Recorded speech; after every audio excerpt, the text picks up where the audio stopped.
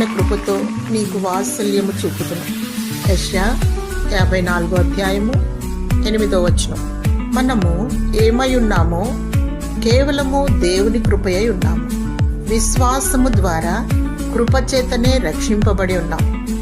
అయ్యా, తండ్రి, అబ్బా అని పిలిచే అర్హత దేవుడు అనుగ్రహించాడు. ప్రభువైన యేసుక్రీస్తు కృపా సత్య సంపూర్ణుడు. నీకు కృప వెంబడి కృపను అనుగ్రహించును. నీ పట్ల దేవుని కృప అధికమవును. లోకానికి వేరే దేవుని కొరకు పరిశుద్ధత కలిగి పునరుద్ధాన రాకడ కొరకు సిద్ధపడుతూ ఉండాలి. అనాది కాల సంకల్పము చొప్పున జగత్పునాది వేయబడక ముందే దేవుడు నిన్ను ఏర్పరచుకున్నాడని ఎరిగి బహునిష్టగా దేవునికి ఇష్టంగా జీవించాలి.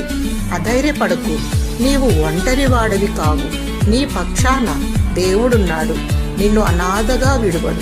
శాశ్వతమైన ప్రేమతో నిన్ను ప్రేమించుచున్నాడు. దేవుడు తన వాత్సల్యమును, కృపను చూపుచున్నాడు. ఆయన నీ పట్ల ఆయన ఒక్కరే నమ్మదగిన దేవుడు.